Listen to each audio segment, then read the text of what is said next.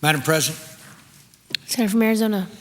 I ask that the pending amendment be unanimous consent. The pending amendment be set aside and call up Amendment 4214. And I thank the distinguished managers of the bill.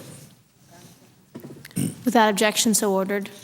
Madam President, the senator from Arizona, Mr. McCain, proposes an amendment numbered 4214. I ask unanimous consent that further reading of the amendment be Without objection. With. Madam President, the amendment would fund the immediate deployment of 6,000 National Guard troops to the U.S.-Mexico border to provide additional security since the situation on the border has greatly deteriorated during the last 18 months.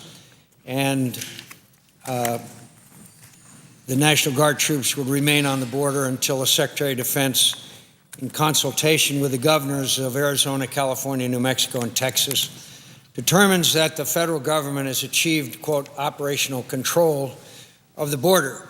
Now, Madam President, since I put this amendment together, we've been informed that the President will be asking for an additional $500 million to support border security and up to 1,200 National Guard to the border. I appreciate that.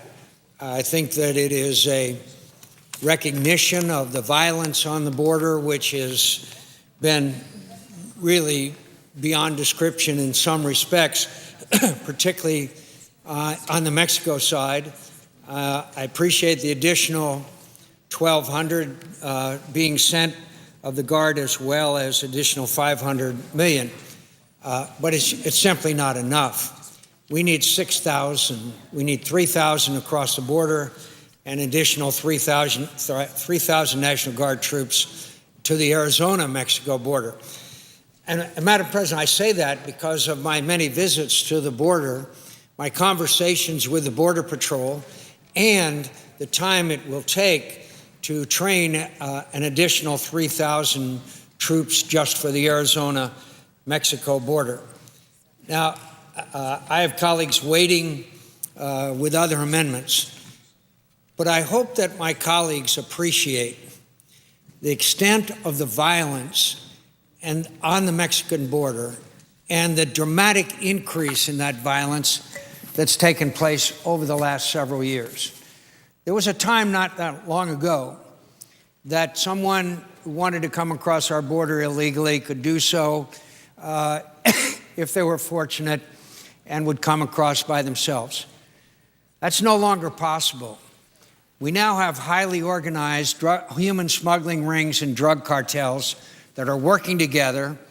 They are using the same routes, and unfortunately, the so-called Central Corridor, the Arizona-Mexico border, has been where a great degree of violence and certainly a preponderance or majority of human smuggling and drug smuggling. I'd refer to my colleagues two numbers. Last year, in the Tucson sector of the Arizona-Mexico border, was over 1,200 million pounds of marijuana intercepted on that border, to the point where I was told that the U.S. attorney didn't prosecute anything less than 500 pounds of marijuana intercepted. One other number. Last year in the Tucson sector of the Arizona-Mexico border, 241,000 illegal immigrants were apprehended trying to cross the Mexico-Arizona border. If you figure that we catch 1 out of 4, 1 out of 5 illegal immigrants who are coming across, that's about 1 million people. 1 million illegal immigrants coming across the Tucson sector, destroying people's property, destroying our wildlife refuges, and causing an environment of insecurity amongst the citizens who live in the southern part of my state. Now, Madam President, I understand the controversy associated with the legislation that was passed by the Arizona legislature and signed by the governor. And by the way, that legislation is less severe than federal law, certainly nothing like the Mexican law regarding treatment of illegal immigrants. And it has been badly mischaracterized by administration officials who have admitted that they haven't even read the bill.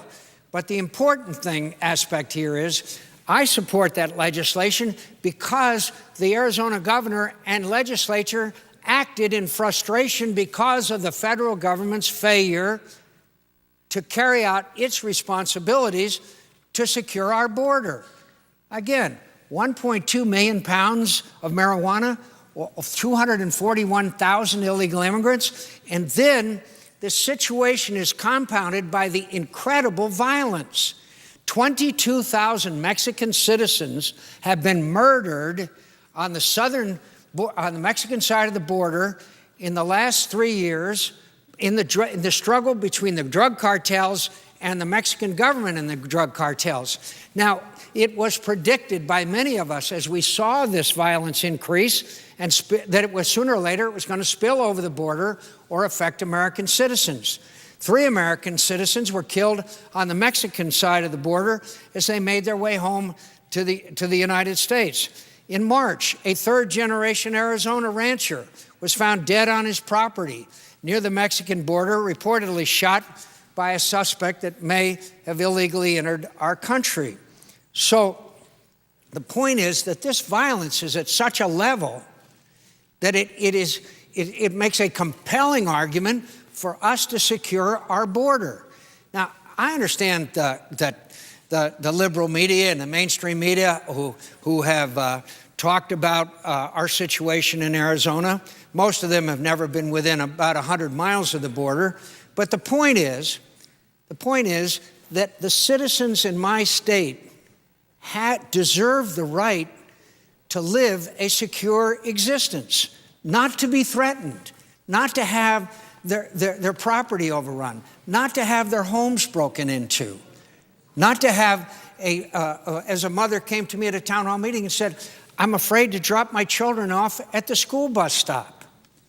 And so this violence on the border is unspeakable. It is one of the least reported aspects of this whole issue, and I still am puzzled as to why. People are beheaded and their bodies hung in the overpass in Tijuana. A wedding took place not long ago, and the drug people came in and took the groom, his brother, and a nephew, and their bodies were found a few hours later. A young man who was part of the capture of one of these drug lords was lionized by the Mexican government, and his whole family was murdered. This is a degree of brutality that threatens the very existence of the Mexican government. And I'm proud that we are working with the Mexican government. And all of our colleagues, I hope, understand that we have spent over $1 billion in Plan Merida. But the corruption level that exists in Mexico today, it reaches to the highest levels of government.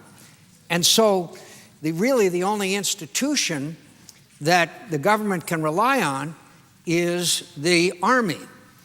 Now, when we send the Guard to the border, we are told that the presence of the Guard has an effect on these drug cartels, by the way, who are watching everything on the border, who have the most sophisticated communications, who have sophisticated intelligence capability, and they are very, very efficient in their organization. So the Guard troops on the border in the past have had a very salutary effect. And that's why we need 6,000 of them until such time as we can train up additional Border Patrol and Customs people to address this issue. So I want to emphasize to my colleagues that we should not forget to start with that it is the United States of America that's creating the demand for these drugs, and at some point we have got to address that issue too. But in the meantime, this violence that's taking place in Mexico, on the Mexican side of the border, which has spilled over on our side, can only get worse until these drug cartels are brought under control and the human smugglers are brought under control. And that will only take place when our border is secure. And we can secure the border.